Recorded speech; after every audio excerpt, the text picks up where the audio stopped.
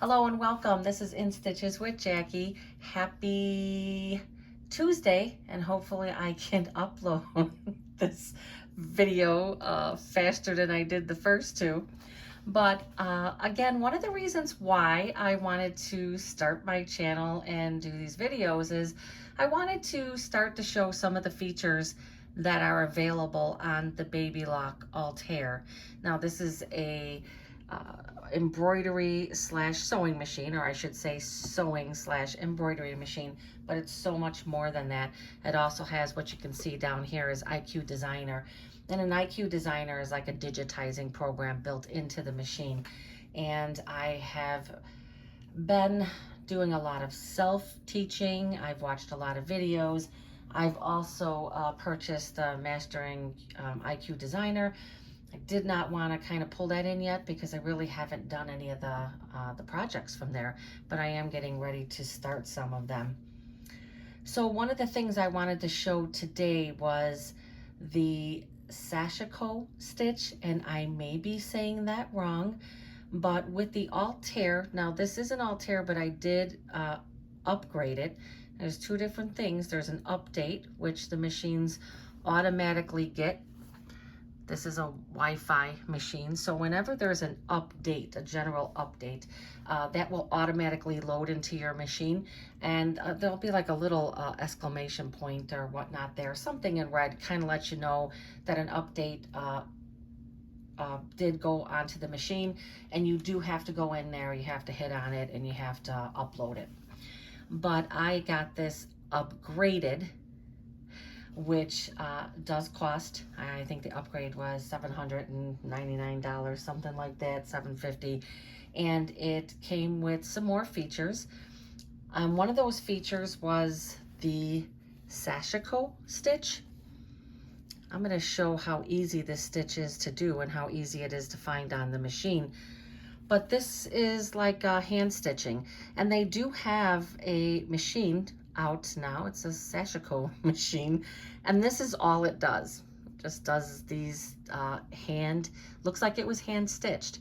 And this is really nice if you want to make, I've seen some quilts done where on some of the plain blocks they just did some of this stitching to make it look like it was hand stitched around the block.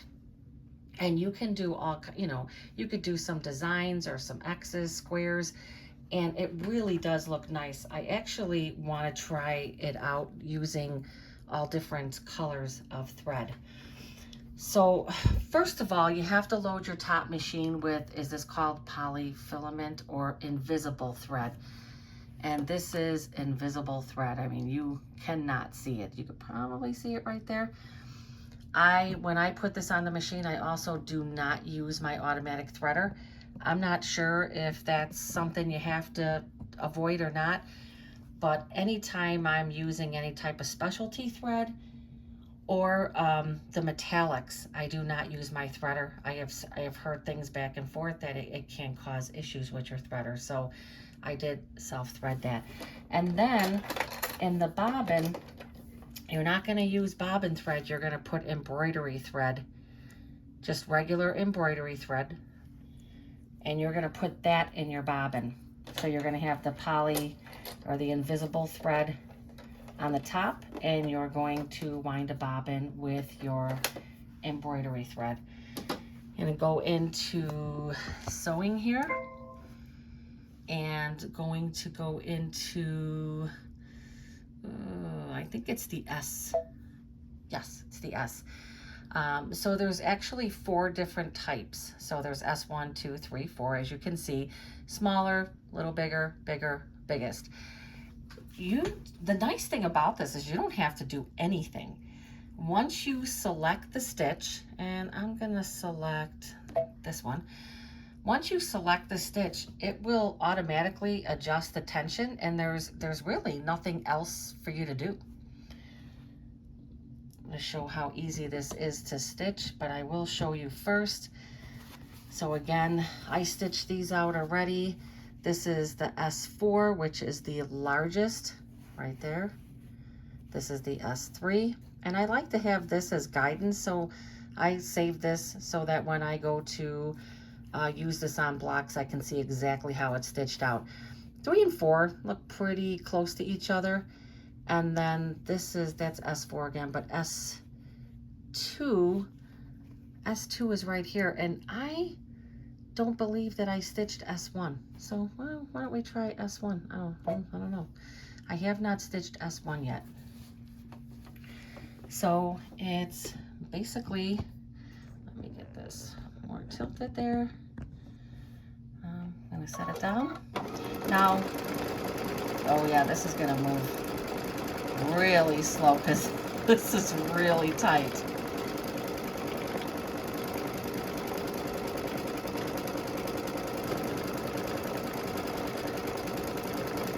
That one is really small.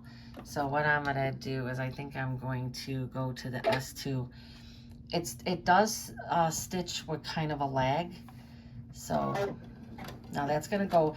One thing I want to point out too is these stitches go that needle goes all the way to the left. So make sure that you have, you know, your open toe foot on there. Definitely don't try this if you have your quarter foot on here. So this is exactly how it stitches. You know, it just gives a lot of stitches. You're gonna see the differences in those.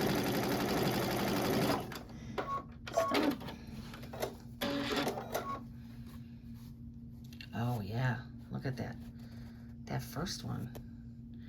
Yeah, that first one, I'm not sure. Maybe there is supposed to be some type of adjustment because that one definitely, but you can see how perfect this is. So that was S02. Again, S4, S3, and you don't have to do any adjustments. You just hit the button, which one you want to do.